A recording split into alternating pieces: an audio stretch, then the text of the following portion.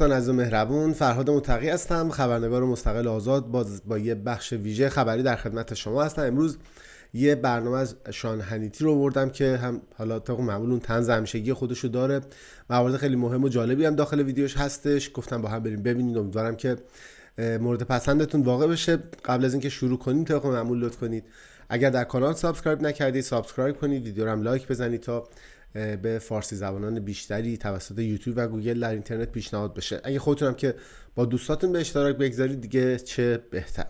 عذرخواهی میکنم پیشاپیش اگه وسط ویدیو مجبورم پاز بزنم، میکروفون رو قطع کنم، سرفه کنم، هنوز سرماخوردگیم خوب نشده. اما بریم سراغ داستان. Now let's turn to the Washington swamp where Joe Biden had a very big day. میگه برگردیم بریم به باتلاق واشینگتن، جایی که جو بایدن روز بسیار طولانی داشته. After another long weekend away from the White House, he بعد از اینکه آخر هفته خیلی طولانی دور از کاخ سفید رو سپری کرده، returned to conduct a very important meeting with the Easter Bunny. که میگه بعدش برگشته اومده تا یه ملاقات بسیار مهم رو با خرگوش عید پاک برگزار بکنه. And it went about as well as you can imagine. خب این اوضاع دیگه حالا همونجوری که خودتون میتونین تصور کنین تقریبا همون به همون کیفیت به همون خوبی برگزار شده. In just a moment we're going to show you all of today's very sad lowlights yet predictable.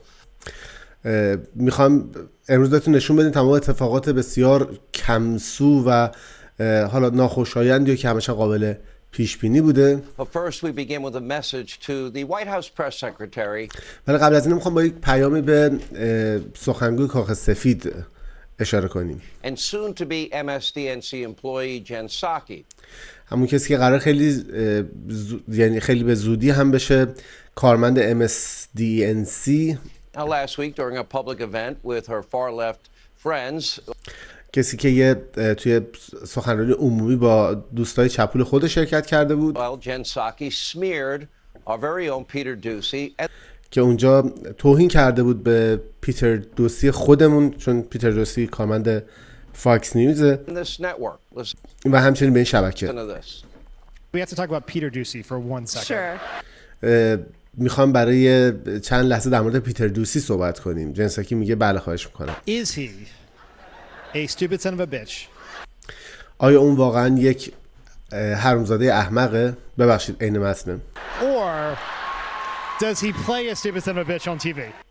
یا نقش یک آدم حرومزاده احمق رو تو تلویزیون بازی میکنه. He works for a network. اون برای یک شبکه کار میکنه. Okay. That خب provides people with questions. که اون شبکه برای مردم سوالایی رو مطرح میکنه. That nothing personal to any individual, including Peter Doocy.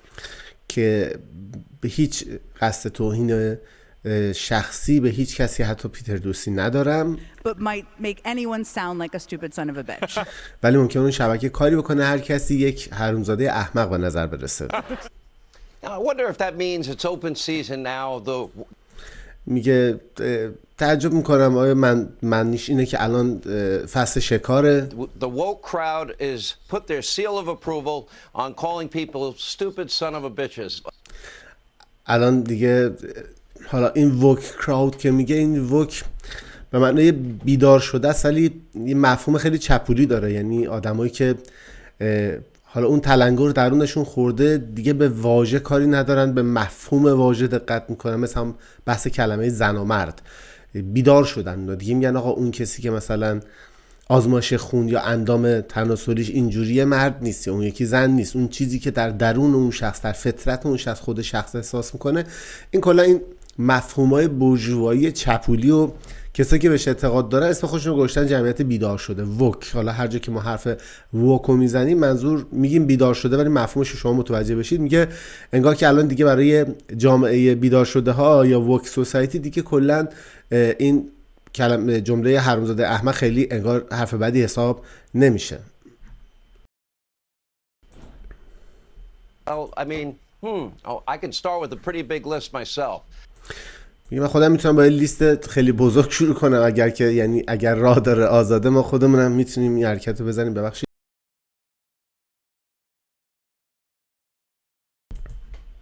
But not only what Jen Psaki is doing by trashing Peter Doocy, she's also lying.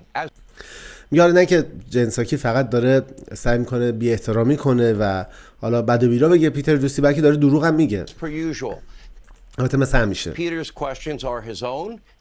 سوالای پیتر دوسی همش سوالای خودشه. کاملا آدم محترمیه، حتی موقعی که سوالا رو میپرسه با نهایت احترام میپرسه. سوالش خیلی زمانبندی مناسبی داره در مورد موضوعاتی که میپرسه، یعنی موضوعات داغ روز رو میاره میپرسه. مثل بحرانی که تو مرز جنوبیمون هست، مثل بحرانی که در افغانستان بود، بحران تورم، بحران قیمت بنزین، بحران ویروس چینی، سالهای در مورد بحث ریاکارانه ویروس چینی و تقریبا میشه گفت هر بحرانی که این کابینه هر روز داره یه دونه جدیدتر میزاد اضافه میکنه. خب بعد به مسئله روبرو شیم دیگه. کاخ سفید بایدن یه حالا چی بگم یه سری گندکاری پشت همه، اونا خیلی بدشون میاد، متنفر از این که ازشون جواب بخوای پاسخگوشون کنی. مثلا توسط فاکس نیوز. خب خبر خیلی بدیه، ما هم اینجا هستیم، باقی میمونیم، بهش عادت کن.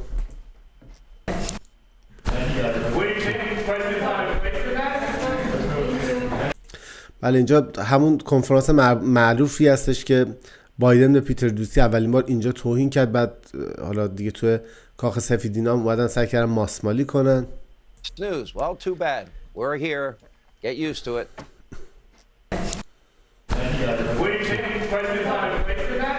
اینجا پیتر دوسی میگه سوال در مورد تورم هم بپرسیم جواب میدین.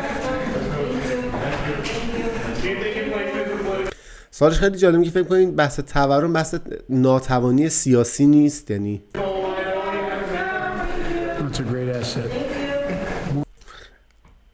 داره بهش به تیکه میندازه، بگه که مثلا عجب جونوریه یا عجب مثلا آدم اسکلیه. میگه بازم داره از تورم میپرسه.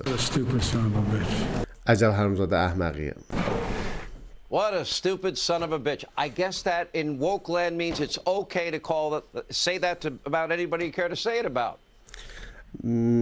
جمله بایدن رو تکرار میکنیم که عجب حرامزاده احمقیه. من فکر کنم که توی سرزمین بیدار شده خیلی راحته، به هر کسی که دوست داری میتونی همچین جمله رو بگی. Wasn't that long ago when Biden vowed to bring kindness, respect, unity back to the White House. که همین چند وقت پیش نبودش که بایدن اومد گفتش که میخوام مهربانی، احترام و اتحاد رو برگردونم به کاخ سفید. And he said that if you acted this way, you'd be fired on the spot, no ifs, no ands, no buts. و گفته بود اگر که یه همچین رفتاری انجام بده، هر کسی بلا فاصله در محل اخراج میشه بدون هیچ گونه اگر امایی. He said it. Take a look. خودش گفت، نگاه کنید. I'm not joking when I say this. من شوخی ندارم وقتی اینو میگم. If you're ever working with me and I hear you treat another colleague with disrespect. اگر که با من کار بکنید و من بفهمم که با یکی از همکاراتون با بی احترامی برخورد کردین، talk down to someone.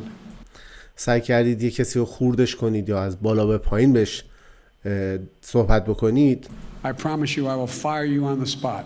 بهتون قول میدم که در همون محل در محل ارتکاب جرم اخراجتون میکنم. On the spot. بازم تاکید میکنه در محل. No ifs, ands or buts. بدون هیچ گونه اگر امایی.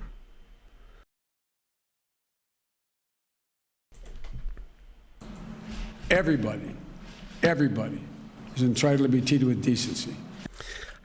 همه کسایی که هستن همشون موظفن که با احترام و با شرافت کار بکنن. And dignity. ببخشید با احترام و شرافت برخورد بشه باشون، یعنی تعاملشون بر این پایه باشه. Joe has to fire himself right on the spot. No. که جو الان باید خودش رو در همون محل ارتکاب جرم اخراج کنه بدون هیچ گونه اگر امایی. Ifs, ands or buts, and he has to fire Jen Psaki. باید جن ساکی هم اخراج کنه. What happened, Joey? چی شد جویی؟ Of course, Psaki will not be fired, and to borrow a phrase, خب قطعا میدونیم که جنساکی اخراج نخواهد شد، بلکه At this point, well, what difference does it make?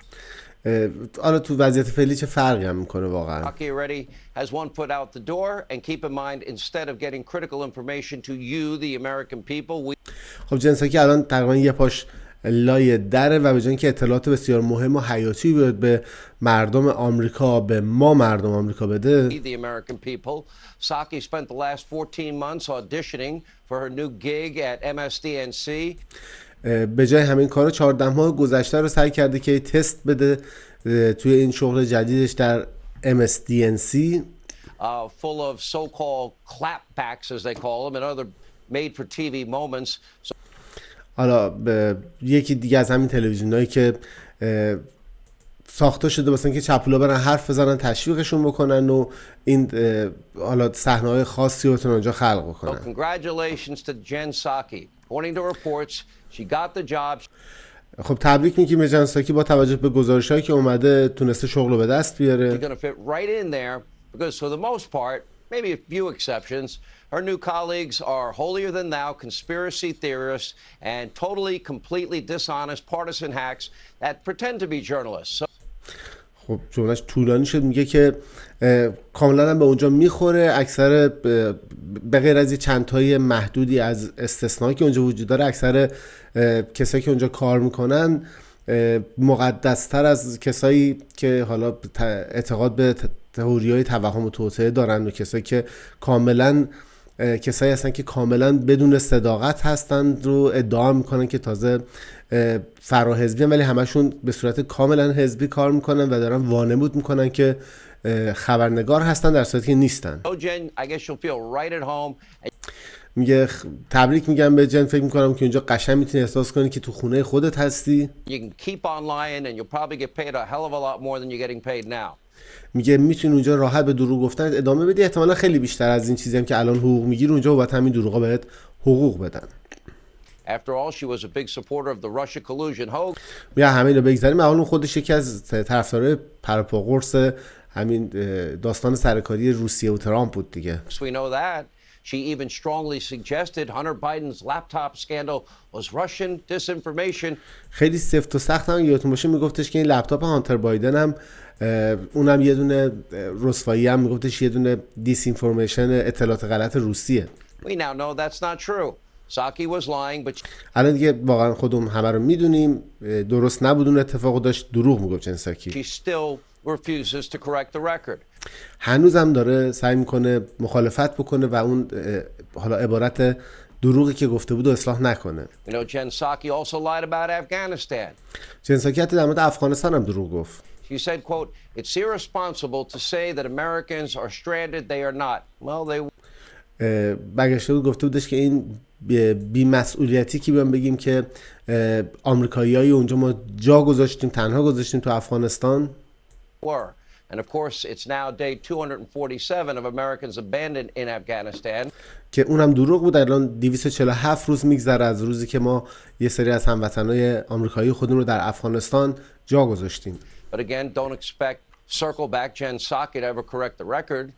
ولی هیچ موقع فکر نکنید کسی که همیشه با حرفا دور خودش میچرخه بیاد جن ساکی و این حرفا رو اصلاح بکنه، دروغاش رو اصلاح بکنه. Last year, Psaki also repeatedly lied about the administration's so-called progress at our southern border. سال گذشته کلی هم جن ساکی دروغ گفت در مورد اون حالا اتفاقات مثبتی که داره کابینه در مرزهای جنوبی انجام میده. 2021 ends up like the single worst year of illegal immigration in history. سال 2021 یکی از بدترین سال‌های، میشه گفت بدترین سال مرزهای جنوبی و بحث ورود مهاجران غیرقانونی به آمریکا شناخته شد. With more apprehensions than ever before, including a record number of unaccompanied children. با بیشترین تعداد دستگیری و همچنین یه رکورد عجیب و غریب از تعداد بچه‌هایی که بدون بزرگتر راهی آمریکا شده بودن. Can you really call that progress, Jen? آیا واقعا نمیتونی پیشرفت بذاری اسمش رو؟ چون میگم در مورد پیشرفت‌ها صحبت کرده بود دیگه. And of course, Jen's don't forget about Biden's overcrowded cages for kids. Remember those cages you در ضمن جن یادت نره در مورد اون قفس‌هایی که بایدن درست کرد که بچه‌ها رو میچپوندن اون تو، که قفس‌ها تعدادش کم بود و تعداد بچه‌هایی که تو قفس گذاشته بودن خیلی زیاد بود. تعداد بچه‌هایی که بیش از حد داخل این قفس‌ها گذاشته بودن دقیقاً در وسط پاندمی که میتونست خطرناک بشه. اینو من بگم دوستانی که در حالا کانال رو شاید موقع دنبال نمی‌کردن، قفس واقعا معنی واقعی قفس درست کردن، بچه‌ها رو می‌ذاشتن تو قفس. حالا قفس‌ها مثل قفس حیونا بود تقریبا، یعنی نه که بگم قفس قناری مانند، ولی بعداً اومدن گفتن جا نبوده، بعد این قفسه بهتر از اینه که اینو تو خیابون بخوابن. و همچین داستانی سعی کردن ماسمالی کنن که تصاویرش هم زمانی اومد بیرون. تصویر رو صفحه می‌بینید که تد کروز سرزده رفت اونجا بازدید کرد. بعد جالب این بودش که می‌خواست با موبایلش فیلم بگیره، کارمنده اونجا نمیذاشتن فیلم بگیره، مثلا جلو لنز وای می‌ایستادن نمیذاشتن. وحشتناک بود، یعنی قشنگ انگار نگاه می‌کردیم گفتی اینا رو آوردن اینجا، از اینجا قرار برن بفروشن. اصلا به نظر نمیاد که این آدمایی که اینجا تو قفس انداختن، این بچه‌هایی که تو قفسن، قرار بعدا مثلا بیان برن یه جایی کار کنن، برن یه جایی تحت پوشش قرار بگیرن. واقعا آدم یاد دوران بردهداری میافتاد. And don't forget the preferential treatment that Joe Biden is giving illegal immigrants. واسه یادمون نره در مورد این بحث اولویت معالجه‌ای که الان جو بایدن داره به مهاجرای غیرقانونی میده. یعنی الان اونا اولویت دارن نسبت به خود شهروند آمریکا. No COVID tests, no vaccine mandates. کسایی که نه اجبار ماسک دارن، ببخشید اجبار واکسن دارن، و اینکه تست هم لازم نیست بدن. Jen Psaki said because they're not going to be here very long. جن پساکی برگشت گفتش این کارا رو نمی‌کنیم به خاطر اینکه اینا قرار نیست خیلی زیاد اینجا بمونن. Here means in that exact same spot. البته منظورش از اینجا دقیقاً تو همون نقطه‌ای بودش که بودن، یعنی که مثلا تو 2 متر این برام ورترش نه. Because they usually would fly them all around the country. چون معمولا می‌دونی که اونا بعدن راهشون رو پیدا کردن و شروع کردن پرواز کردن به همه جای کشورم رفتن. 2 a.m., 3 a.m., 4 a.m. ساعت 2 صبح، 3 صبح، 4 صبح می‌بردن اینا رو با هواپیما جای مختلف خالی می‌کردن. Flights of illegal immigrants. پروازایی که مهاجرای غیرقانونی می‌بردن پخش می‌کردن. Flown into obscure airports. می‌بردن توی یه سری از فرودگاه‌های دور افتاده. But according to Jen, that's not the middle of the night. حالا با توجه به گزارشی که جنساکی گفته بود این وسط، یعنی نیمه شب حساب نمیشه. 2 a.m., 4 a.m. is not the middle of the night. ساعت 2 شب، 3 شب، نصف شب حساب نمیشه. They are called early morning flights in به اینا میگن پرواز صبح زود. MSDNC Jen Psaki land. این البته این اصطلاحات در سرزمین MSDNC که الان جنساکی اینجا کار میکنه به این ساعت‌ها میگن پرواز صبح زود. 2 صبح میگن پرواز صبح زود، نمیگن پرواز نصف شب. And remember, Psaki also lied when she blamed Putin for the rise in gas prices. یادتونم باشه جنساکی دروغ گفت وقتی که پوتین رو مقصر جلوه داد به خاطر گرون شدن بنزین در آمریکا. We proved that to be a lie last week again. ما هفته قبل ثابت کردیم که دروغ بوده. ثابت کردنش خیلی راحت بود، رفتن عددا رو آوردن ثابت کردن که قبل از اینکه پوتین به اوکراین حمله کنه بنزین گرون شده بود، زیاد هم گرون شده بود. She lied when she said inflation was transitory and temporary. حتی وقتی برگشت گفتش که بحث تورم بحث زودگذر و موقتی هم دروغ گفت. We proved that to be a lie last week. هفته قبلی ثابت کردیم که اونم دروغه. She even lied about the price of hot dogs. حتی در مورد قیمت هات داگ هم دروغ گفته بود. And get this, Jen Psaki once actually accused Republicans of supporting the defund the police movement. اون حتی دروغ گفتش که جمهوری خواها بودن که حمایت کردن طرحی که باعث میشد بودجه پلیس کم بشه. Not true. این هم درست نبود. Now sadly these lies are just the tip of the iceberg, but as always حالا به طور غمگینانه این دروغا فقط نوک کوه یخه، ولی مثل همیشه we'll let you decide. ما به خود شما این امکان رو میدیم که خودتون تصمیم گیری کنید. You may have noticed this week that your gas prices have gone up. شاید این هفته دقت کردید که قیمت بنزین بالا رفته.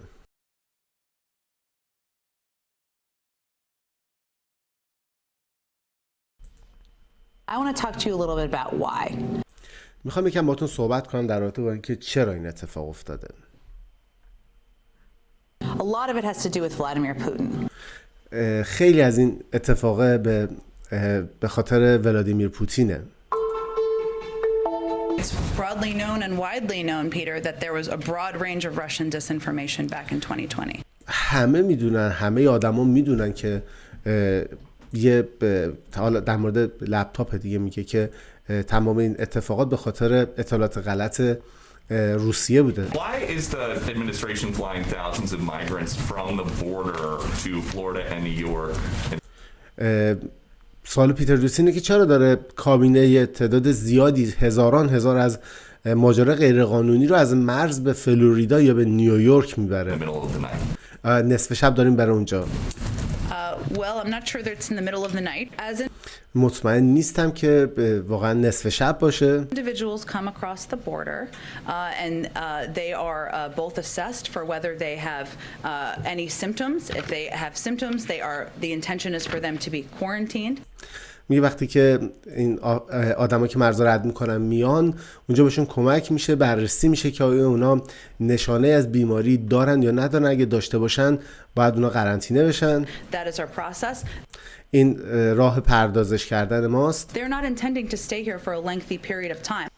اونا برنامه وجود نداره که اونا رو برای مدت زمان طولانی اینجا نگه دارن. Now ultimately Jen Psaki is the perfect representation of this White House.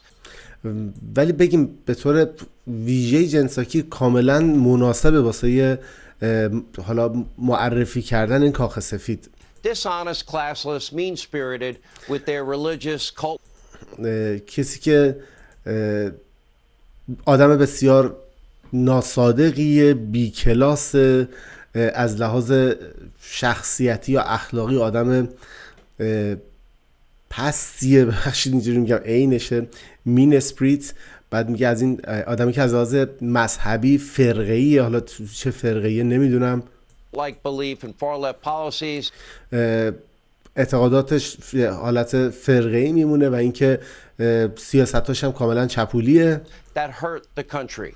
که همه اینا شدیداً به کشور صدمه میزنه. Now the biggest lie from this White House is hiding right in plain sight.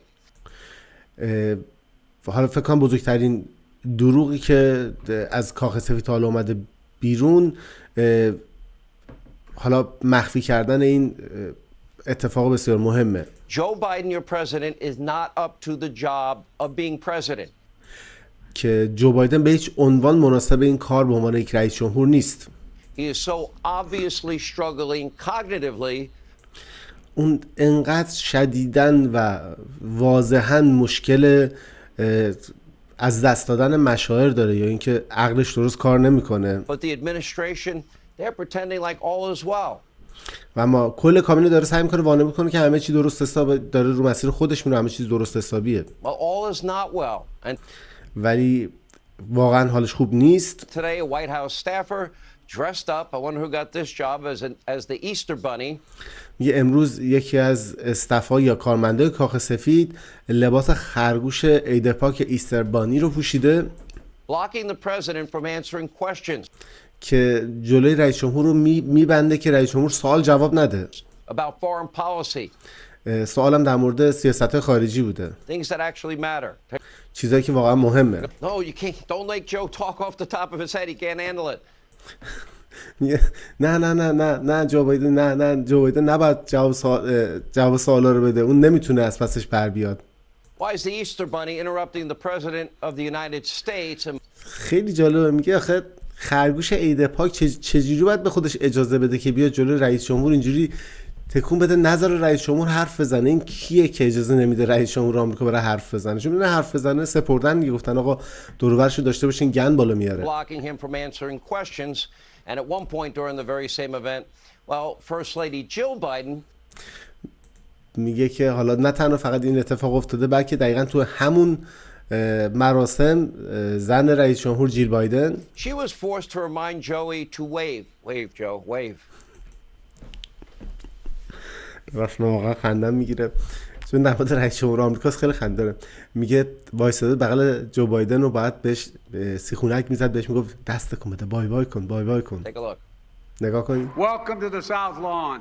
Thank you and happy Easter. ممنونم که اومدین اینجا، تشکر میکنم و عید پاک خوبی داشته باشید. All right. میگه دست کن بده، بای بای کن، بای بای کن. Wave, Joe. She also had to remind her husband where to sit. دست تکون بده بای بای کن جو. میگه حتی باید به یاد شوهرش میآورد که کجا باید بشینه. Take a look. نگاه کنید. Okay, just stay.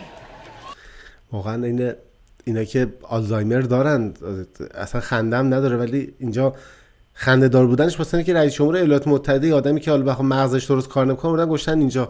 نگاه کن به رئیس جمهور میگه همینجا وایسا. دقیقاً حالا کسی که تو فامیلی همچین مشکلی رو داشتن میدونن که چقدر سخت نگهداری کردن از این آدما. دقیقاً مثل کودک میمونن، بعد بگی اینجا وایسا، دست به این نزن، نرو، چون بری بیرون ممکنه گم شه اصلا. میگم که اینجا بشین، تکون نخور.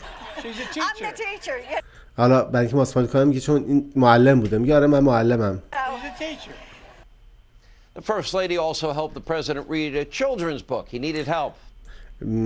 زن رئیس جمهور حتی کمک کرد به رئیس جمهور که کتاب قصه بچه‌ها رو بخونه واسه اینکه کمک لازم داشت. Take a look. Okay, so I'm going to quickly read Brown Bear, so you're all not soaking wet. میگه خب من اینجا هستم کمک میکنم که این کتاب خرس قهوه بخونین. Not gonna let me read it all. میگه تو اجازه نمیدی من همشو بخونم. I'll let you, here, you can start us off. میتونی تو شروع کنی داستانو. Can you, oh, here, Can I I'll read let it read the backwards? first page. میگم بعد از پشتش بخونم، بعد از آخر اول Go بخونم. ahead. Brown bear, what do you see? خرس قهوه‌ای چی میبینی؟ رئیس جمهور رو نگاه. I see a bird looking at me. یه پرنده میبینم که داره به من نگاه Now میکنه. you got it. بیا دیگه بقیش خود برو. Okay. Yellow duck, what do you see? یلو داک جو بایدن ساک. نه اینو خودم گفتم. میگه اردک زرد تو چی میبینی؟ I see a blue horse من یه اسب آبی رنگ میبینم looking at me. که داره به من نگاه میکنه. Hold on. All right, in fairness, it's nice they're reading to children. Okay, I can deal with all of that, but میگه خیلی خوب، حالا خیلی باحال باشه دوتایی با هم دارن برای بچه‌ها کتاب داستان میخونن، با این مسئله میتونم کنار بیام. does anyone really believe that Joe Biden is capable of handling the rigors of what is definitely the hardest job on earth? Remember last week? میگه کسی واقعا هستش که هنوز باور داشته باشه که جو بایدن میتونه از پس سختیای این کار که سخت‌ترین کار در روی کره زمین هستشون بودن، یعنی رئیس جمهور بودن برای ایالات متحده بر بیاد. Very confused looking Biden attempted to shake hands after یادتون همین هفته قبلی جو بایدن که کاملا گیج و منگ شده بود سعی کردش که با هوا دست بده. his speech. Watch, he's shaking hands اینجوری سعی کرد دست بده with nobody. با هیچ کس. And he leaves his hand there for several seconds. و دستش واسه چند ثانیه همونجا مونده بود. Looks around with his hand out. You know, نگاه میکرد با دستش دور و بر. where is everybody? بقیه کوشن. توقع داشت یه سری آدم اونجا باشن. الان فشار احتمالاً با خودش میگه بقیه کوشن. Take a look for yourself. God bless you. خودتون ببینید.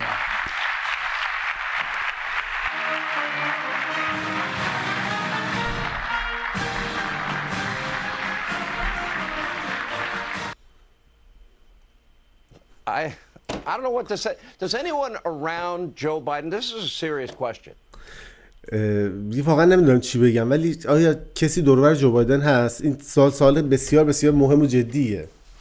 Do they love him enough to do the right thing? کسی دور و برش هست انقدر علاقه داشته باشه بهش که کار درست رو بیاد انجام بده. And tell him, Joe, for your own personal good and the good of the country, you need to consider retiring immediately. که بهش بگی که جو به خاطر خوبی خودت و به خاطر حالا چیزی که میگیم خیر خودت و خیر این کشور بهتره که تصمیم بگیر استعفا بدی. Anybody care about him? Because apparently even the president's hometown paper, that would be the Washington Post, they seemingly want him gone. میگه واقعا کسی هستش که بهش اهمیت بده؟ چون به نظر میرسه حتی اون روزنامه همشهری خود بایدن واشینگتن پست هم یه جورایی همچین دلشون میخواد که بذاره بره. A little embarrassing today, kind of a huge insult to the White House. یه مقدار همچین توهین‌آمیز بود حتی برای خود وایت هاوس هم. یه مقدار میشه بگیم که توهین‌آمیز بود. As the Washington Post published this article, که وقتی که یه همچین مقاله واشنگتن پست چاپ کرده، the top 10 Democratic presidential candidates for 2024. 10 نفر کاندید اول ریاست جمهوری 2024 دموکرات حزب دموکرات آمریکا. Ranked. Now they do have Joey at number 1. He's intent on if he's intent on running for re-election. اون نفر اول حالا جو بایدن گذاشته اگر که قصد داشته باشه که دوباره بیاد و ادامه بده، یعنی دوباره برای دور بعدی خوش کاندید کنه. At number 2, it's not Kamala Harris. Nope. There it is. Transportation Secretary, small town mayor, South Bend, Pete Buttigieg. نفر دوم کامالا هریس نذاشته، اومده پیتر بوتجاج گذاشته. پیتر بوتجاج که وزیر حمل و نقل از شهرداری شهر خیلی فسخلی بوده. کلی هم داستان داره، قبلا در موردش صحبت کردیم. جزو کساییه که از اون عروسک‌های خیمه شبازی که خیلیش مانور دادن، آمازون اومد فیلم ساخت براش به خاطر اینکه گیه. همین کل چیزی که داره اینه که طرف هم جنس گراست. همین. With that wealth of experience that he has. مسخرش میگه با این همه حالا تجربیات گرانبهایی که داره، His advice that everyone buy an electric car. همون کسی که اومده پیشنهاد داده بود که همه آدما باید برن یه ماشین برقی بخرن. Get used to high gas prices. به عادت کنید به قیمت بالای بنزین. Because unless we have energy independence from clean new energy. چون با این فقط در این حالتی که ما میتونیم یک انرژی مستقل از انرژی پاک تجدیدپذیر فلان داشته باشیم. We're never going to stop paying the high prices for gasoline. و هیچ موقع قیمت بالای بنزین متوقف نخواهد شد. Number 3, Vice President Kamala Harris. شماره 3 معاون رئیس جمهور کامالا هریس. God help us. The administration is in a free که خدا به داد ما برسه. fall and now even the media mob is looking to jump ship. میگه الان وضعیت خیلی خراب شده، حتی خود رسانه‌ها موندن چیکار کنن، همه اونا هم دارن به نوعی سعی میکنن که یه چیزی رو خمیدین. الان واقعا کمبود نفرات داره حزب دموکرات به طرز وحشتناک، یعنی اینقدر که اصلا نمیدونن که چیکار باید بکنن، کیو باید بیارن علم بکنن. هیچ کسی نمونده. حتی هیلاری کلینتون برنامه داشت که دوباره بیا تو و بره بعد از این رسوایی اخیری که به بار اومده، که هنوز نتونسته دادگاه وکیل هیلاری کلینتون که رفته بود پول داده بود برای هک کردن سرورهای ترامپ و اینکه به اف بی آی دروغ گفته بوده، چند روز دیگه قرار برگزار بشه.